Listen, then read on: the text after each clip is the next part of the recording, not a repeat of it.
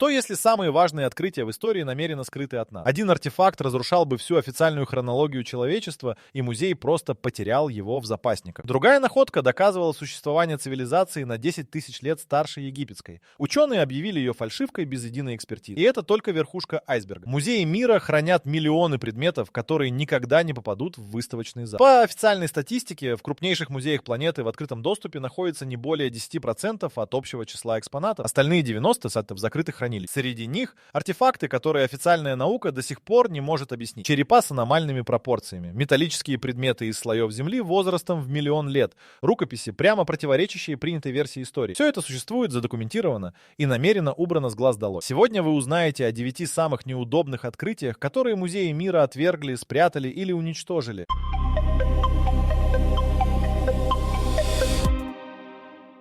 В 1861-м шахтеры в Калифорнии закладывали динамит в скалу горы Боуф на глубине около 40 метров. Порода раскололась, и из нее выпал предмет, который не должен был там находиться. Каменный дорический сосуд с металлическими инкрустациями в виде цветов. Возраст породы, в которой он лежал, около 500 тысяч лет. Находку доставили в редакцию журнала Scientific American, там ее сфотографировали и описали в публикации от 26 июня того же года. После этого сосуд исчез. Ни одного последующего упоминания в научных изданиях, ни одной экспертизы. Просто тишина. Этот случай вошел в историю под названием «Доппельгангер-ваза из Кальвероса». Но это лишь один из десятков подобных. Исследователь Майкл Кремо провел 20 лет, собирая задокументированные случаи находок, которые противоречат официальной хронологии. В своей книге он насчитал более 500 таких артефактов. Все они прошли через музеи или научные учреждения. И все они либо исчезли, либо были переданы в закрытые хранилища с пометкой «не для экспозиции». Отдельного внимания заслуживает история так называемого лондонского молотка. В 1936-м супруги Хан нашли его в известняковых отложениях у техасского города Лондон. Железный молоток с деревянной рукоятью. Предмет абсолютно обычный на вид. Необычным оказался возраст породы, в которую он был вмурован, по оценкам геологов,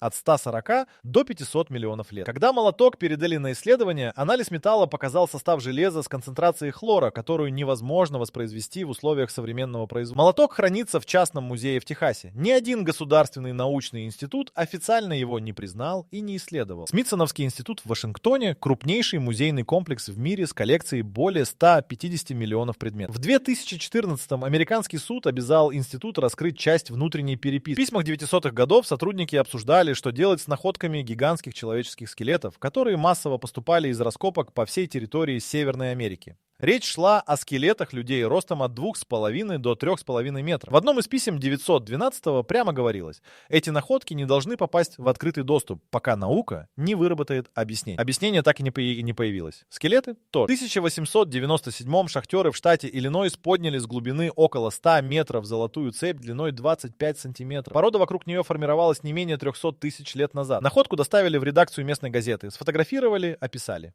И она исчезла. Газетная публикация сохранилась. Цепь? Нет. Каждый из этих предметов, окажись он на витрине музея, поставил бы под сомнение всю принятую версию развития человеческой цивилизации. Именно поэтому ни один из них на витрине не оказался. Но есть находки еще более неудобные. Те, что угрожали не просто хронологии, а самому пониманию того, кем были первые люди на Земле. В 1866-м калифорнийский горняк Матиас Забель нашел в шахте Вулкан человеческий череп.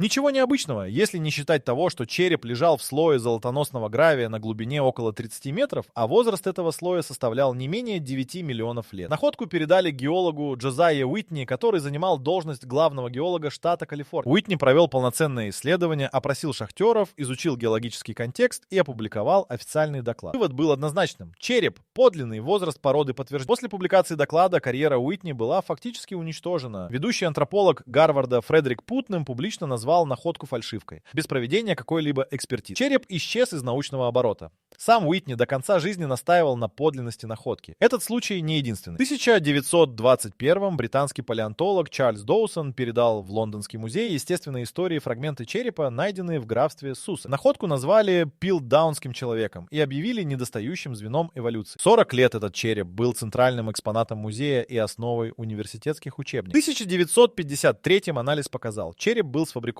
Человеческий затылок скреплен с челюстью орангутана и искусственно состарен химическими реакциями. реагентами. Подделку создали намеренно, чтобы заполнить пробел в эволюционной цепочке. Но самое важное в этой истории не сама фальшивка, а то, что произошло дальше. Сразу после разоблачения Пилдауна из запасников того же музея исчезли несколько реальных черепов с аномальными характеристиками, которые хранились там с конца 19 века. И так и не были официально описаны. В 1959 в Танзании Мэри Лики нашла фрагменты черепа возрастом около 1 миллиона 750 тысяч лет. Находку назвали зинджантропом и включили в официальную эволюционную схему. Однако вместе с черепом в том же слое породы лежали обработанные каменные орудия настолько сложной формы, что их не могло создать существо с мозгом такого объема. Этот факт был зафиксирован в полевом дневнике экспедиции. В официальную публикацию он не вошел. Дневник хранится в архиве Национального музея Кении с грифом «Ограниченный доступ». Особняком стоит история перуанских черепов из Паракас. В 1928 перуанский археолог Хулио Тельо извлек из погребений на полуострове Паракас более 300 черепов с вытянутой формой черепной коробки. Объем мозговой полости у части из них превышал стандартный человеческий на 25-30%. Официальная версия — намеренная деформация черепа с помощью досок в детском возрасте. Проблема в том, что деформация меняет форму черепа, но не увеличивает его объем. В 2015-м независимая лаборатория провела анализ ДНК из нескольких черепов Паракас. Результат показал митохондриальные мутации, не совпадающие ни с одной известной человеческой группой. Заключение лаборатории было направлено в 3 крупных музея. Ни один не ответил. Национальный музей археологии Перу по сей день классифицирует черепа как деформированные ритуальным способом и закрыл их для независимых исследований в 2017. Каждая из этих находок прошла через руки ученых с именами и репутациями. Каждая была задокументирована. Каждая в итоге оказалась либо уничтожена, либо заперта, либо объяснена так, чтобы больше не задавать вопросов. Но кости — это еще не самое неудобное, что находили люди под землей.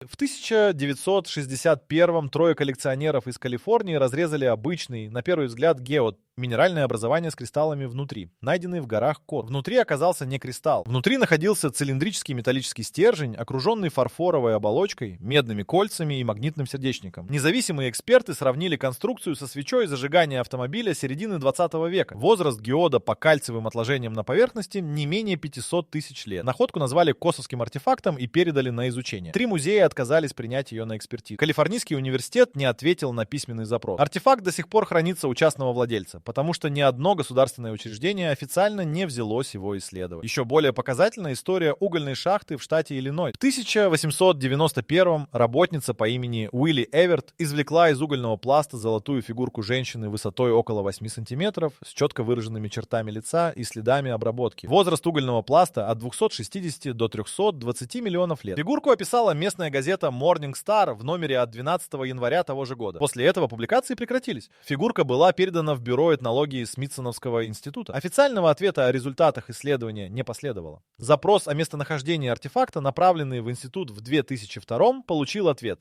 Предмет в каталогах не знать. В 1972-м советские геологи при бурении в Туркмении на глубине около 8 метров подняли керн с отпечатком человеческой ступни в соседстве с трехпалым следом, похожим на след динозавра. Обе отметины находились в одном слое известняка возрастом около 150 миллионов лет. Находку задокументировал геолог Аманьязов и направил материалы в Академию наук СССР. Официальный ответ гласил: отпечаток является природным рельефом, имитирующим форму стопы. Керн был помещен в архив Института геологии в Ашхабаде. После распада Советского Союза его местонахождение неизвестно. В антикитическом механизме, древнегреческом устройстве, поднятом со дна моря у острова Антикитера в 1901-м, ученые первые 50 лет видели просто бронзовые обломки. Лишь в 1958-м физик Дерек де Солла Прайс установил: это работающий астрономический вычислитель с дифференциальными шестернями, способный предсказывать затмение и положение планет. Технология дифференциальных передач считалась изобретением 17 века. Механизм датирован 2 веком до нашей эры. Когда в 2006-м его просветили томографом, обнаружили внутри надписи с инструкциями. Более 2000 знаков. Полный перевод был опубликован только в 2021. Отдельные фрагменты текста, по словам участников расшифровки, описывают принципы работы, которые не вписываются в контекст эпохи. Эти фрагменты до сих пор не включены в официальные публикации Национального археологического музея Греции, где хранится механизм. В 1938-м немецкий археолог Вильгельм Кёниг,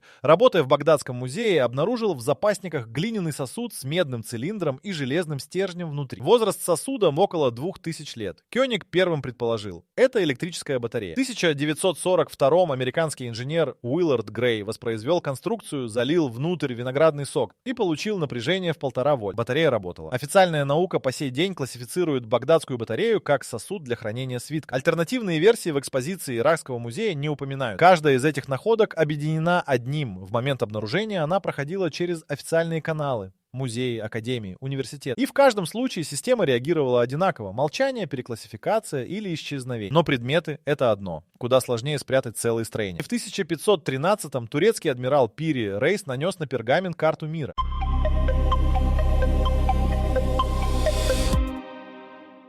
Сама по себе карта не была бы сенсацией, если бы не одна деталь. На ней с точностью до градуса изображено побережье Антарктиды. Проблема в том, что Антарктиду официально открыли только в 1820-м, на 307 лет позже. И это еще не все. Береговая линия на карте Пири Рейса соответствует не современному побережью континента, покрытому льдом, а подледному рельефу, который был нанесен на карты лишь в 1953-м с помощью сейсмического зондирования. Иными словами, карта показывает Антарктиду без ледяного панциря, такой, какой она была по оценкам геологов около 6000 лет назад. Сам Пири Рейс в пояснительных надписях на карте указал, что использовал источники из библиотеки Константинополя, в том числе карты, восходящие к временам Александра Македонского. Это означает, что где-то существовали первичные документы с информацией о континенте, официально неизвестном цивилизованному миру вплоть до 19 века. Карту обнаружили в 1929 при разборе архивов дворца Топкапы в Стамбуле. В том же году ее передали в библиотеку Конгресса США. В 1956-м военно-морской картограф США Харлингтон провел детальный анализ и направил официальное заключение в Смитсоновский институт. Точность изображения антарктического побережья не может быть объяснена случайностью или домыслом. Смитсоновский институт не ответил. Карта по сей день хранится в библиотеке Конгресса и не является предметом активного научного изучения. Карта Пири Рейса — не единственный подобный документ. В 1531-м французский картограф Аронций Финей составил карту, на которой Антарктида изображена без льда и с детализированными речными системами в глубине континента.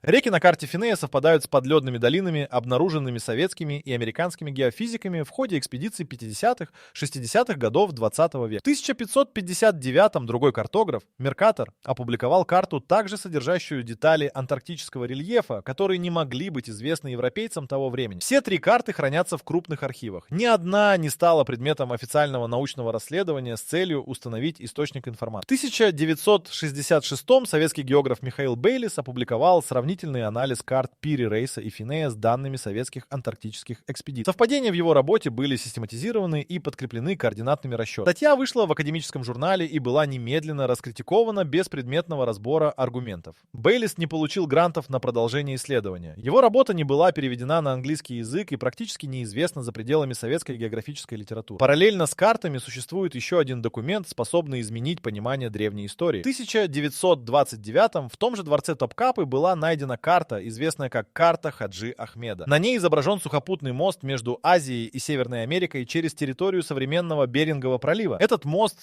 так называемая Берингия, существовал в эпоху последнего ледникового периода и исчез под водой около 10 тысяч лет назад. Карта датирована 1541. Официальная история утверждает, что о существовании этого перехода европейцы не знали. Карта Хаджи Ахмеда хранится в архивах. Научных публикаций, объясняющих источник этих знаний, нет. Все эти карты объединяет одно: они содержат географическую информацию, которая по официальной версии не могла существовать в момент их создания. Объяснений два. Либо у древних картографов были источники, о которых мы ничего не знаем, либо история исследования Земли значительно длиннее, чем принято считать. Оба варианта неудобны для официальной науки. Именно поэтому ни один из этих документов не стал предметом масштабного международного исследования. Но карты Востокарты — это только бумага. Куда сложнее игнорировать то, что вырезано в карте. В 2007-м мексиканский фермер копал ирригационный канал на своем участке в штате Чиуауа и наткнулся на два скелета. Один был обычным человеческим.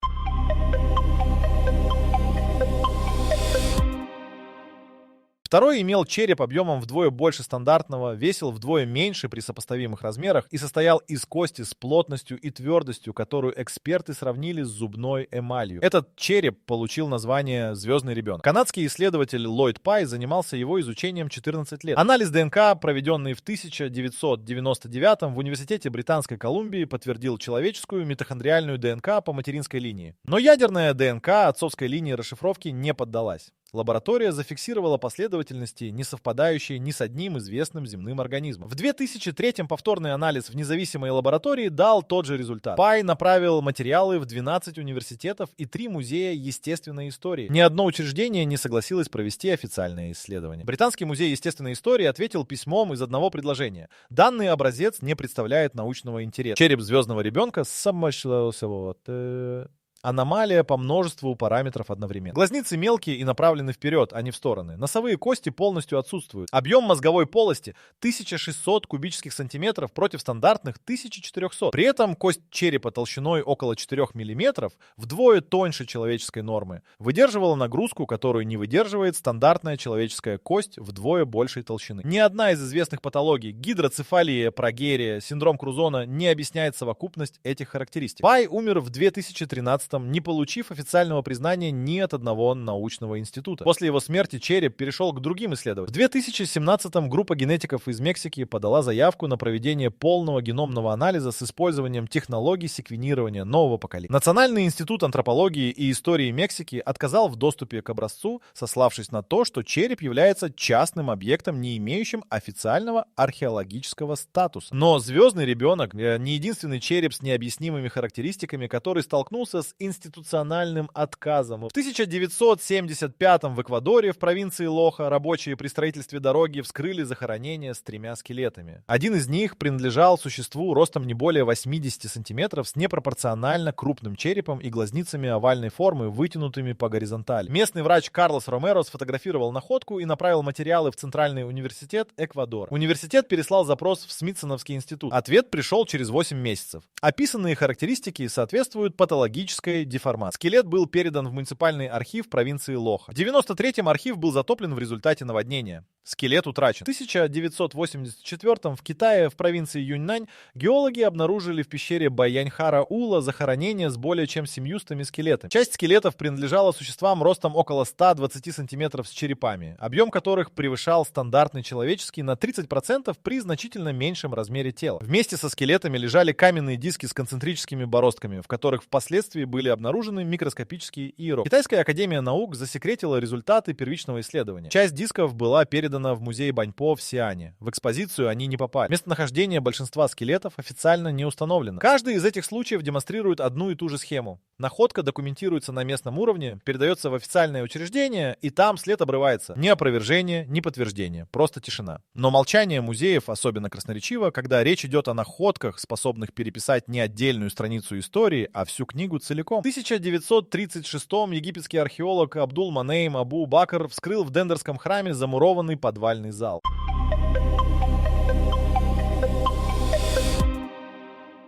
В стенах зала находились рельефы, изображавшие продолговатые колбообразные предметы с фигурами внутри, соединенные с постаментом змееобразными проводниками. Австрийский инженер Вальтер Гарн в 1981-м провел детальный технический анализ изображений и установил: рельефы точно воспроизводят конструкцию электрической дуговой лампы с катодной нитью внутри стеклянной колбы. Египетские официальные органы объявили интерпретацию Гарна ненаучной фантазией. Доступ в подвальный зал для независимых исследователей был ограничен в 1995-м и с тех пор выдается только по специальному разрешению Министерства древности Египта. Примерно тогда же, в 80-х, индийский металлург Т.Р. Анантамурти исследовал железную колонну в Дели, воздвигнутую около 1600 лет назад. Колонна высотой около 7 метров и весом более 6 тонн стоит на открытом воздухе в условиях влажного климата и не имеет ни одного следа коррозии. Мурти установил: металл содержит особый слой из оксида железа, фосфата и кристаллического водорода, который образует самовосстанавливающееся защитное покрытие. Технология нанесения этого покрытия до сих пор не воспроизведена современной металлургией. В 2002-м Индийский технологический институт опубликовал исследование, подтвердившее выводы Мурти. Вопрос о том, каким образом мастера IV века владели этой технологией, в публикации обозначен как требующий дальнейшего изучения. Дальнейших публикаций не последовало. В 1979-м советский инженер Владимир Терзийский при изучении архивов Болгарской академии наук обнаружил отчет о раскопках во Фракии, датированные 1900 1761. В отчете описывался бронзовый механизм, извлеченный из кургана 3 века до нашей эры. Механизм содержал зубчатые передачи с эвольвентным профилем зубьев,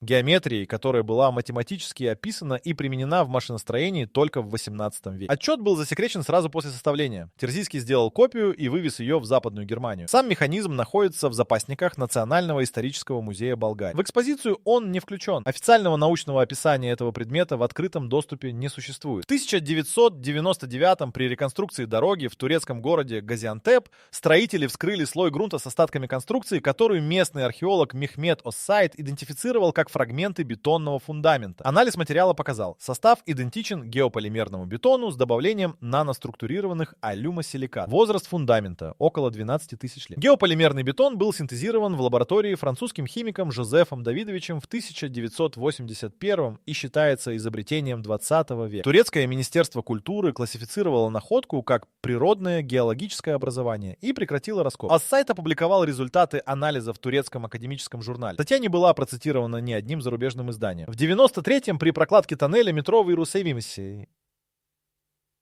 строители наткнулись на подземную камеру с каменными плитами, покрытыми металлическими пластинами с гравировкой. Израильское управление древностей остановило работы на 4 дня, после чего строительство возобновилось. Официального отчета о находке опубликовано не было. Рабочий по имени Ицхак Шапира сфотографировал несколько плит до того, как камера была залита бетоном. Фотографии были переданы независимому исследователю. На снимках видны пластины с символами, которые специалист по древним языкам Иерусалимского университета предварительно идентифицировал как протосинайское письмо. Управление древности Израиля не подтвердило и не опровергло факт находки. Все эти технологии объединяет одно. Они существовали за тысячи лет до того момента, когда их официально изобрело человечество. И каждый раз, когда находка могла это доказать, она исчезала в архиве, под бетоном или за подписью чиновника. Впереди самый неудобный случай из всех.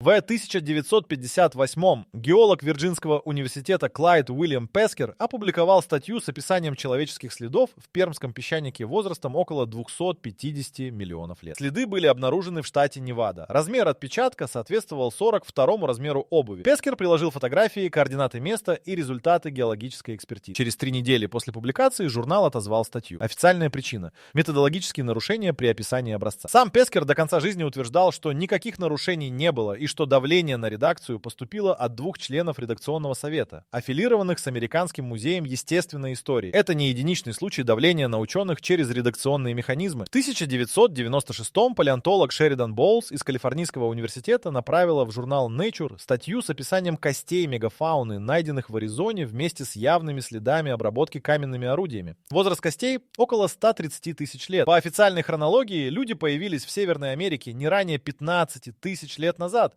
Журнал отклонил статью без рецензии. Боулс подала материалы в 4 других издания. Все 4 отказали. В 2017-м другая группа ученых опубликовала в том же Nature статью с описанием аналогичной находки в Калифорнии. Кости мастодонта со следами обработки возрастом 130 тысяч лет. На этот раз статья прошла. Разница между двумя случаями состояла в одном. Вторая группа избегала любых выводов о природе существ, обрабатывавших кости, и не упоминала слово «человек». Самый показательный случай институционального подавления научных данных связан с египетским сфинксом. В 1991-м геолог Бостонского университета Роберт Шох провел анализ эрозии на теле сфинкса и установил, характер выветривания соответствует длительному воздействию обильных дождей. Последний период дождей такой интенсивности в регионе закончился около 7-9 тысяч лет назад. Это означало, что сфинкс был построен не в 2500-м до нашей эры, как принято считать, а как минимум на 4-6 тысяч лет раньше. Шох представил результаты на ежегодном собрании Геологического общества Америки в 91-м. Египтолог Джеймс Харрис публично назвал его безответственным геологом, вторгающимся в чужую область. Египетское управление древностей запретило Шоху доступ к сфинксу для дальнейших исследований. В 93-м египетские власти провели собственный анализ эрозии и объявили результат. Выветривание вызвано ветром и песком. Ни методология, ни данные этого анализа опубликованы не были. Шох не отступил. В 2012-м он опубликовал книгу с расширенными данными, включая результаты анализа сейсмических аномалий под сфинксом, указывающих на существование подземных камер.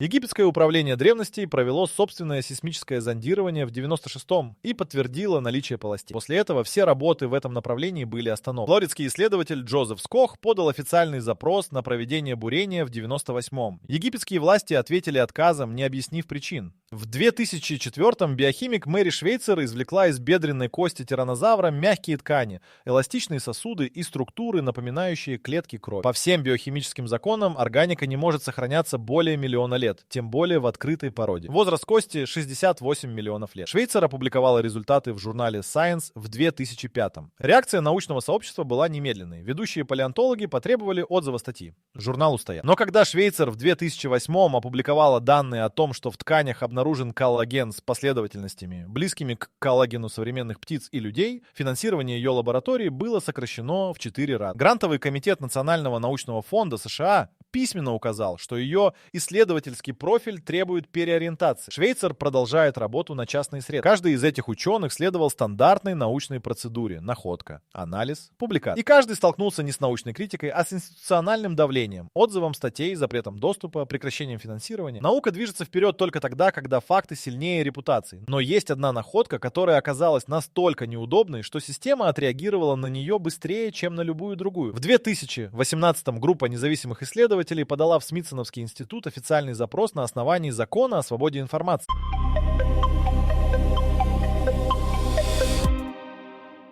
Они запросили полный список артефактов, находящихся в закрытых хранилищах с пометкой «Не подлежит экспозиции». Институт ответил через 6 месяцев. Список содержал более 19 тысяч позиций. Описание каждой позиции состояло из одной строки. Напротив 732 позиций стояла пометка «Происхождение не установлено, классификация невозможна». Это официальный язык крупнейшего музейного комплекса в мире. И он прямо признает: там хранятся предметы, которые наука не может объяснить. Теперь вернемся к вопросу, с которого начался этот разговор. Скрывают ли музеи правду намеренно? Ответ сложнее, чем кажется. Часть случаев — это бюрократическая инерция. Артефакт попадает в хранилище, теряется в каталогах и просто никогда не становится приоритетом. Часть — это корпоративная защита репутации. Музей, признавший подлинность предмета, разрушающего его собственные экспозиции, подрывает доверие к себе. Но есть и третья категория. Случаи, в которых прослеживается системная, скоординированная реакция, одновременный отказ нескольких независимых учреждений, засекречивание без объяснений, исчезновение образцов сразу после передачи в официальные руки. Калифорнийский череп Уитни, скелеты Смитсоновского института черепа Паракат, болгарский механизм с эвольвентными шестернями, ДНК звездного ребенка, мягкие ткани тираннозавра Швейцер, эрозия сфинкса по Шоху, карты с изображением безледной Антарктиды. Каждая из этих находок прошла через руки профессионалов. Каждая была задокументирована, и каждая в итоге столкнулась с одной и той же стеной. В 1973-м американский историк науки Томас Кун описал механизм, который он назвал парадигмальным сдвигом. Его суть: научное сообщество не принимает новые факты, если они разрушают действующую модель. Сначала факты игнорируются, потом атакуются, потом спустя поколения принимаются как очевидные. Кун описывал этот процесс как естественный. Проблема в том, что артефакты не ждут поколений. Они исчезают раньше.